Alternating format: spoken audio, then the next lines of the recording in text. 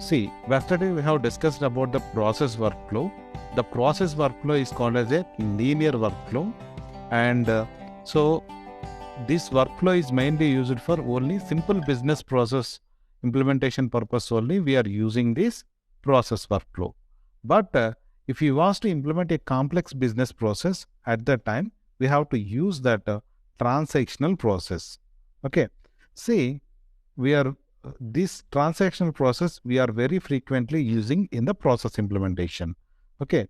Here the transactional process in 2016 and 17, so the name is called as flowchart, and 2018 itself the name changed, that is the transactional process. See, what is the difference between process workflow and transactional process? Process workflow is called as a linear workflow. It will be executes activities one by one. Okay, but the transactional process, see, in this transactional process is also called as a non-linear workflow. So that's why uh, if there is any already executed activities are there, if you want to repeat it, we can able to repeat in the transactional process. Okay, that's why the transactional process is also called as a non-linear workflow. We are frequently using this transactional process. Right now, click on the transactional process. Observe this one. Give the name of the process. Name is called as, see, I want to find that addition of two numbers only. Addition underscore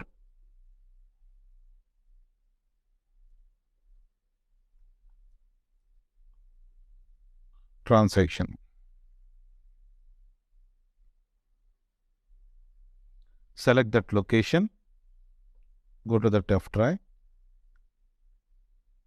7 p.m. batch. Select that folder and then click on that create.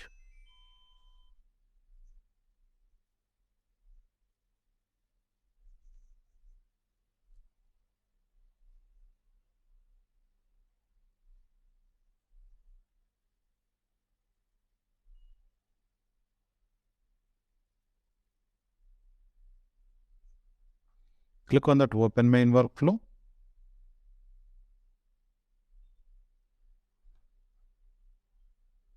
Remove this flowchart.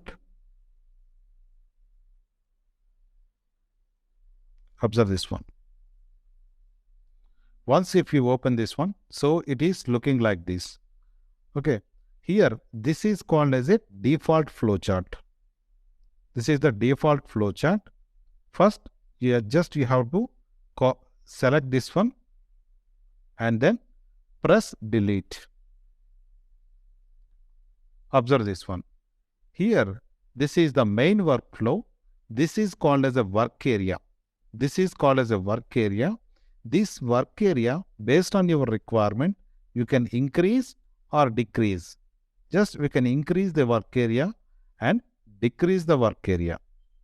Okay, observe this one. Increase or decrease. See, observe this. Here, it is called as the start node. Okay, so our process execution will be starts from that start node itself. So, start node itself. If you are trying to remove this one, there is no possibility to delete this one. So, just you have to try to select and then press delete. But this start node, so cannot delete it from this workflow itself. Okay. See, our execution will be starts from the start node itself. Right now,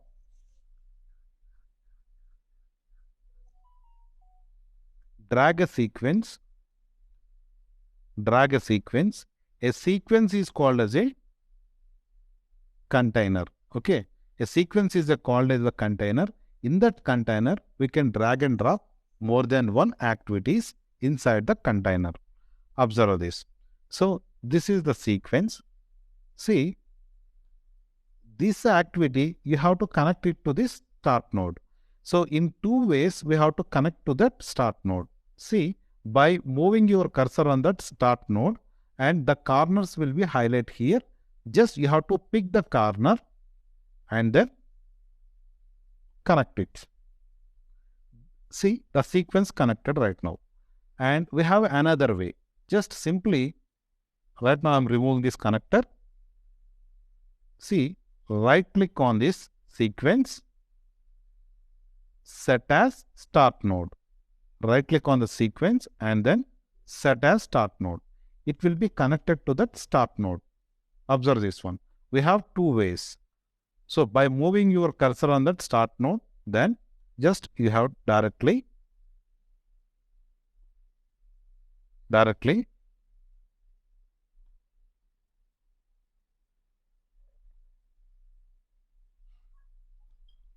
have to connect it like this. And another one is by right clicking on that sequence, click on the set as start node. We can connect this one. See, right now, just you have to double click on the sequence. So, a sequence is a container. We can drag and drop more than one activities inside the container. So, observe this one. Here, we have a variable panel. Click on that variable panel. So, here by default, one variable is available. This is called as a Boolean type. This is called as a Boolean type. Right now, just I want to remove this default data type. Just I have removed that default variable. Okay. Just I have removed the default variable. See, right now I want to find that addition of two numbers. See, if you want to find that addition of two numbers, just I want to take that two inputs and then after solving that expression, I will get that one output. So that's why I have to take that variables. See, create variable, give that name of the variable A and then B and C. I have created the three variables. Right now, select that data type, integer type and integer type, integer type. So we can store that integer values in these variables. Right now, I want to drag assign is the activity, another assign activity, assign. Just I want to display that result in message box. So that's why I will type that message box. Just I will search it. The message box is available. Then drag and drop. See, observe this one. A equals to 100 and B equals to 200 and C equals to A plus B. Just I want to display the result. Double quotes.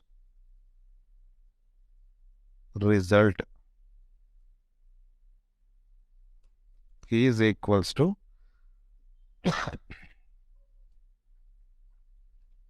plus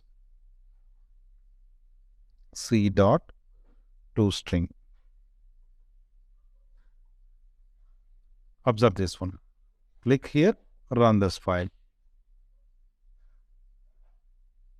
The result is 300.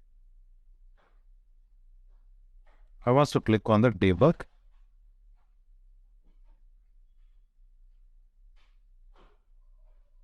The result is equals to 300. Okay. Observe this one. So the once if you debug this one, you can see your execution will be starts from start node itself. Okay.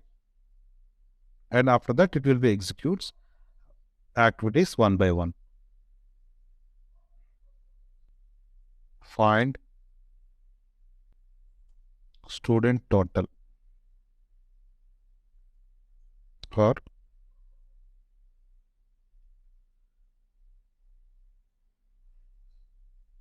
find sum of three integers. One use case. Another one is find student total. See,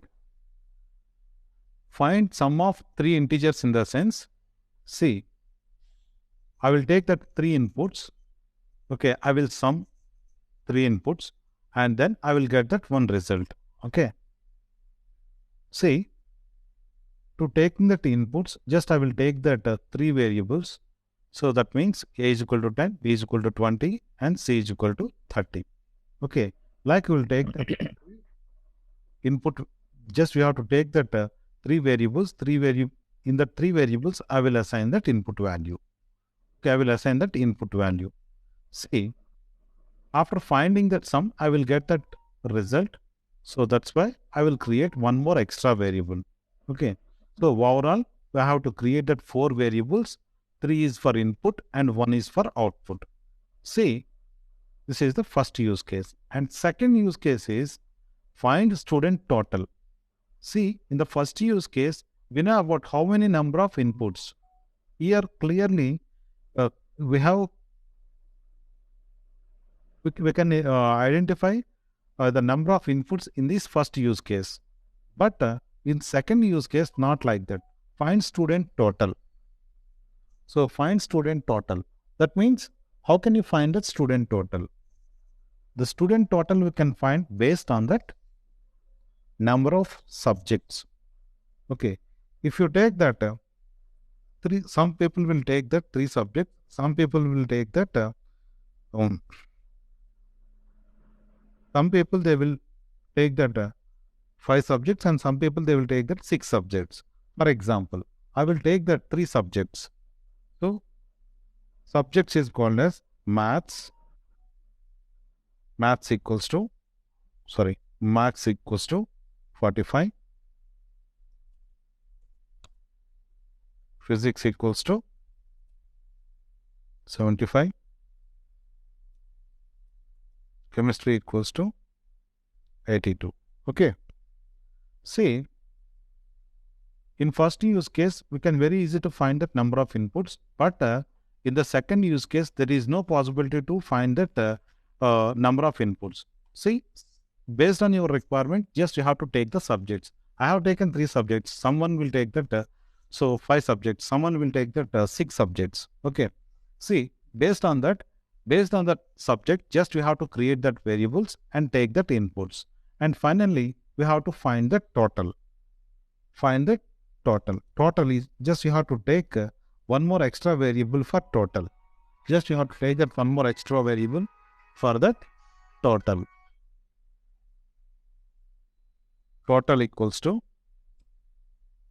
maths plus physics plus chemistry. Okay. So then the result will be stored in this total variable. Then finally display that total. Okay. Just you people try to implement these two use cases. Okay. Observe this one.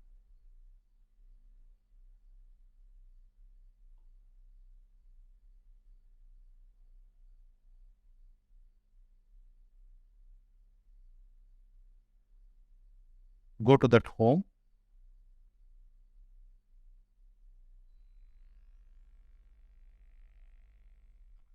Right now, I want to create that new work. That means I want to implement that another use case.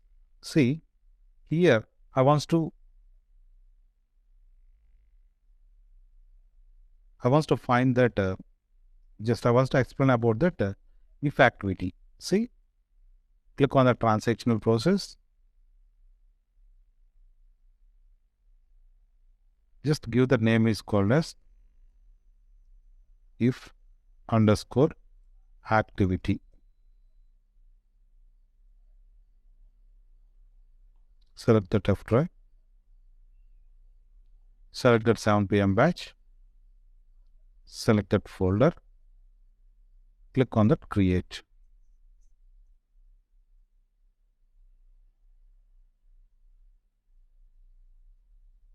Click on that open main workflow. Remove this flowchart. Remove this flowchart. So right now, before explaining that if activity, just I want to explain that arithmetic operators, relational operators, logical operators, and data types. See, today I will share you this one, operators. Okay. So we know about that arithmetic operators in C language. Addition, plus is called as an addition, and minus is the subtraction, asterisk, it is a multiplication, slash, it is the division, and percentage, this is the modular division. Okay, we know about that. See, this here, the same arithmetic operators we are using in our UiPath also. But here we have a small change. So there is a percentage operator. So this operator is called as a modular division, but this operator is replaced with MOD. Mod is the operator. In UiPath, there is no percentage operator. Okay. So in UiPath, we have to use that operator is called as mod is the operator. Okay. Right now, observe this one. What is the difference between division and modular division? See, for example, x is equal to 10 by 2. X is equal to 10 by 2. That means, so the operator is called as a division operator. The operator is called as a division operator. Operator is called as a division operator, so that, see, it will be returns that quotient. Okay, so that's why, so x contains that result is 5. Okay, see, x is equal to 10 mod 2. So mod operator, that means modular division. Mod operator always returns the remainder. The same, x is equal to 10 mod 2 in the sense, see, it returns the remainder. 10 is exactly divisible with 2. The remainder is called as 0. So x contains the 0. Okay, observe this one. We have here relational operators. Relational operators are greater than or equals to, less than or equals to, and then comparison operator. Double equal to is called as a comparison operator. So, but this double equal to operator also replaced with only single equal to. The single equal to is called as a comparison operator. So, in any programming language, just a single equal to is called as an assignment operator, but in our UiPath, the single equal to is called as a comparison operator. Okay. See, these operators we are very frequently using. And next, logical operators. Logical operators. So, in C language, just we are using the double ampersand, and this is called as an AND operator, and next one is called as a pipe symbol, and then this is called as an OR operator, and then finally this is called as a NOT. So the operator is called as NOT. Here in our UiPath, directly we are using that AND, OR, and NOT. These are the operators we are using in UiPath. Okay. Today I will share these operators in your mail. Okay. Next one, data types. In C language, we are very frequently using this int, float, char, double. Okay. See, these are the data types we are using frequently in C language. In the same, in UiPath also, we have the same data types, but little bit change. See, observe this one. Int 32. This is the data type. Once if you create that variable with int 32, so we can store that integer value. So that's why var1 equals to 10. Var1 is called as a variable. That variable is created with the integer data type, int 32. So, and in UiPath, there is no float data type. There is no float data type. Observe this one. Here we have a data type is called as a double. Okay. It is used to store that decimal value. So var2 equals to 10.5 and string. So string data type. So var, here I have created that var3. So I have assigned that string. So studio is called as a string. I have assigned boolean data type in the sense either true or false, and then date time in the sense just we can assign that date. Okay, date and time. And then C, data table. Actually, so in each and every, see the, we have seen that integer type, double, string, boolean, and then so date time. In these variables we can assign only one value at a time. But if we want to add table type of data, at that time we have to use that data table. Okay, just we have to use that data table is the data type. It supports structured data. Structured data in the sense table type of data. See, another one is generic data type. So generic means it supports dissimilar types. Dissimilar type in the sense, for example, int 32. In this variable, if you try to, in this variable, if you try to assign 10.9, automatically it will be remove the decimal point, it will take only 10. Okay, see, if you try to assign that string to this string to this variable at the time also, so it never accept, it will be throws an exception. Okay, see, if you use that generic data type, so it supports dissimilar types. In this variable, you can assign a integer value, you can assign the float value, you can assign that string, you can assign that boolean, you can assign that date time. Okay, see, we cannot assign that data table. Okay, except the data table, we can assign that all the, so all the values we can assign it to this generic type. So that's why it is called as a, sorry, it supports that dissimilar types. We can store that so dissimilar values in this variable. Okay, these are the data types we are frequently using in process implementation. Okay, observe this. We know about the decision controls in C language. We know about that if statement.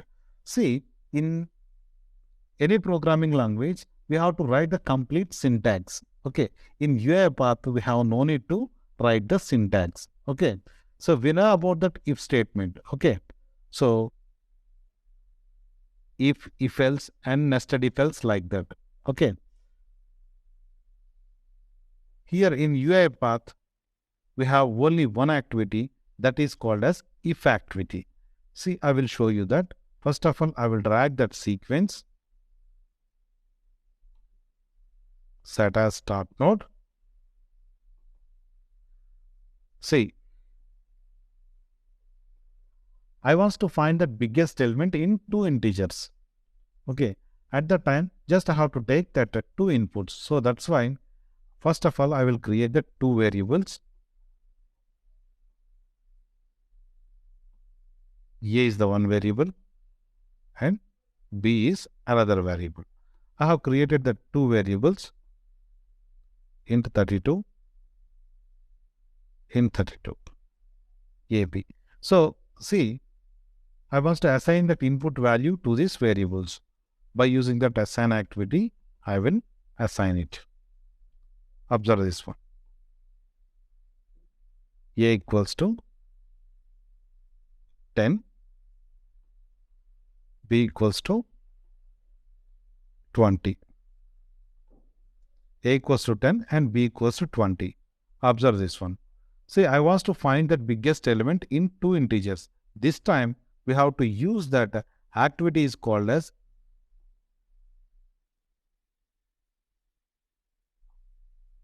see, drag that if activity, drag that if activity. See, in this if activity, here just you have to click on the show else. See, the if activity contains two branches. One is called as if branch, another one is called as else branch. See, based on that condition, so it will be executes in that if branch or else branch. Okay, so based on the requirement, we can add that conditions by using that relational operators and logical operators. Right now, I want to find that biggest element in two integers. See, A greater than B. Simply, I have given that condition is called as A greater than B. See, if the condition is true, it will be executes in if branch. So here I want to write that message is called as A is biggest or A is big.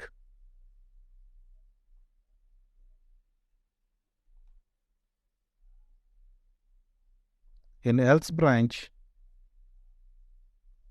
B is big. See, as per these inputs, A equals to 10, B equals to 20. A equals to 10 and B equals to 20. See, right now, as per that inputs, the condition is false. Once the condition is false, go to the else branch. See, A value is 10, 10 greater than 20. The condition is false, go to the else branch and then display. In the else branch, we have a message is called as B is big. Right now, click on the debug.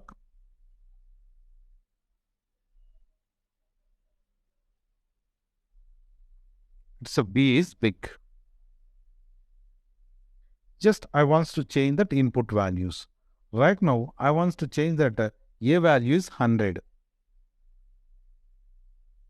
Click on the debug. Click on the debug. A is biggest element. Click on that OK. See, based on that input value, so here I have given that condition. See, if the condition is true, go and execute in the if branch. If the condition is false, go and execute in that else branch. Here, no need to write the syntax. Simply drag the if activity, but we have to add that condition. Who will add the condition? We only give that condition. Okay, by using that relational operators. Observe this.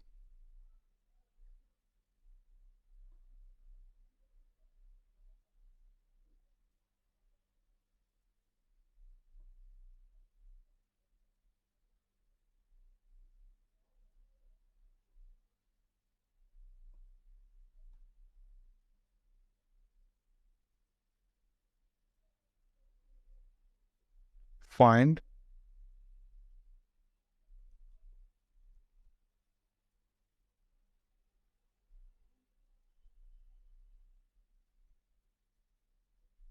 even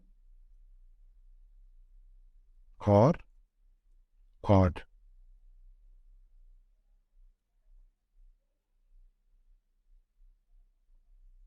See, observe this one. Right now, I want to find that given input number is even or odd. Okay. See, observe this one. This time, I will take that only one input. Go to the variable panel. I will take that only one variable. A is the variable. See, whatever the input value is given. So, whether the input value is even or odd, just I have to check.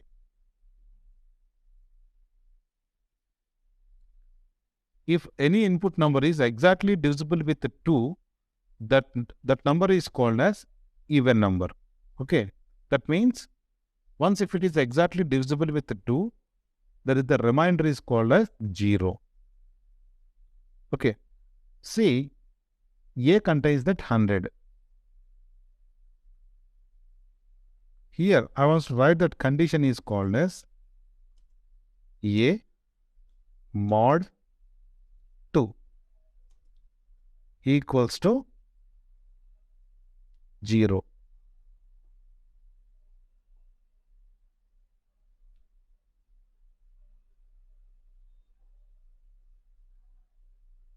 If the condition is true, here I want to write that statement in the if branch. See, it is even number. Go to the else branch. It is odd number. Observe this one. See, already I have explained about this mod operator. See,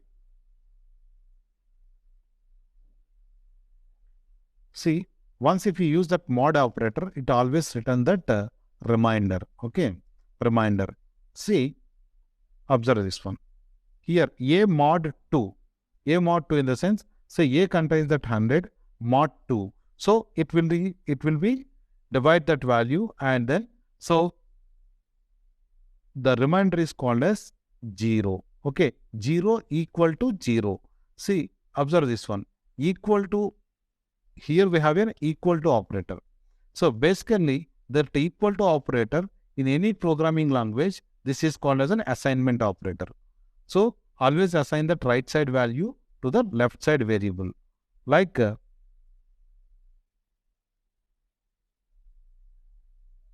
observe this.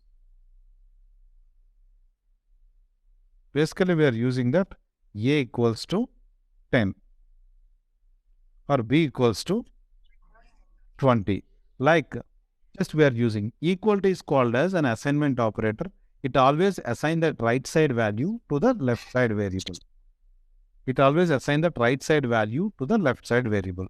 But in our UiPath assignment purpose, they have given that activity is called as assign is the activity. Okay. So that's why the equal to operator, it is behave like a comparison operator. The equal to operator is behave like a comparison operator. Observe this one. In these operators, I have shown here. See, equal to equal to. So in C language, it is called as double equal to. This is the comparison operator. So it will compare that right side value to that left side. It will be compared that right side value with the left side value. Okay. See,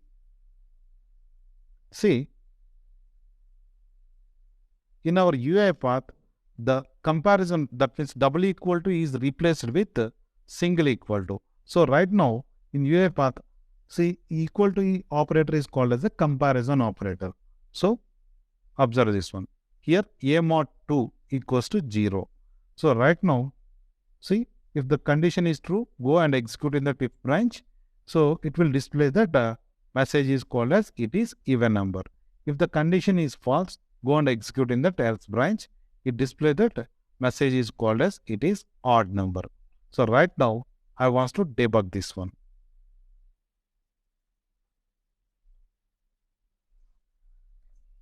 It is even number. Click on that OK. I want to change that input value. The input value is called as 99. 99. This is the odd number.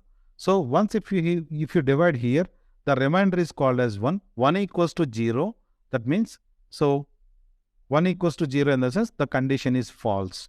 So go to the else branch. It is odd number. It will displace.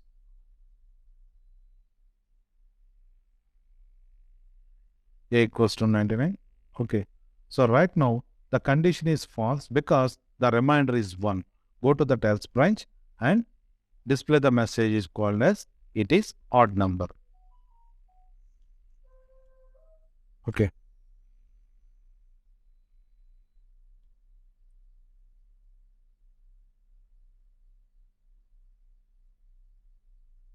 See,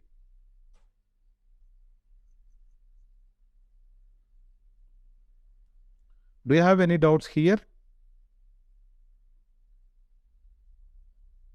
Yes, sir. Right now, I want to give that one more use case.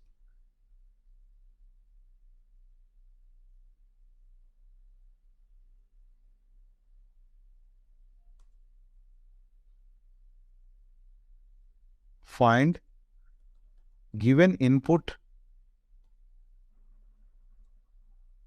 here is leap year or not? How can you find that leap year? If any year is exactly divisible with 4, then that year is called as a leap year. For example, so I have taken that 2020. 2020 is a leap year because to see 2020 mod 4. Okay, then so remainder is called as 0. If you divide that 2020 with 4, then the remainder is called as 0. 2019, the remainder is 3. 2018, remainder is 2. 2017, remainder is 1. Again, 2016, remainder is 0. So here, in this use case, you have to take that just you have to take that input as an year. Just you have to take that year as an input. Just you have to take that year as an input, and then just that year you have to divide with 4. Okay. See, simply we can modify here, just to create that one variable that is called as year, then assign that year, and then here year mod 2 equals to, year mod 4 equals to 0. That is enough. If the condition is true, then go to that if branch and then display the message is called as leap year. And then if the condition is false, then go to that else branch and then display the message is called as it is not a leap year. Okay.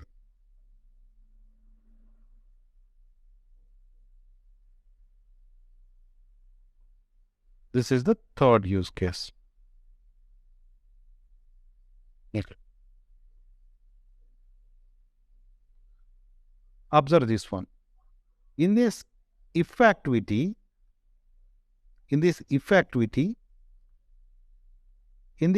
branch, just I have taken only one activity that is called as message box. In that if activity, else branch also I have taken only one activity.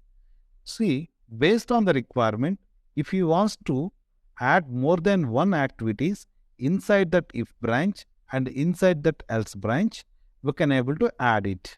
Observe this one. Right now, I want to add one more assign activity inside that if branch. Drag and drop inside that if branch. Leave it. See, once if you drag and drop, automatically created the sequence in that if branch. Observe this one. If you have one activity, just simply we have one activity. But if you try to drag one more extra activity inside that if branch, it will automatically create that sequence. So see, we know about that sequence is called as a container. So based on the requirement, we can add more than one activities inside the container. Okay, observe this one. See, there is an else branch. In that else branch, I have only one activity. Okay, based on the requirement, I want to add one more activity inside that else branch. So this time, see, observe this one. This time, I want to drag right line activity inside that else branch. Observe this one. If you try to drag and drop, automatically create the sequence. Okay, based on the requirement, so if you want to add more than one activities inside the if branch and inside that else branch, we can able to add it. Okay, see, right now I'm removing all of these activities.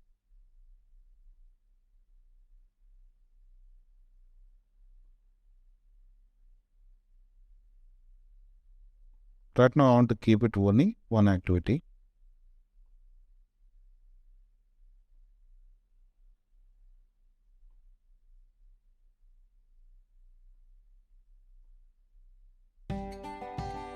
Do you have any doubt here? No, sir. Okay.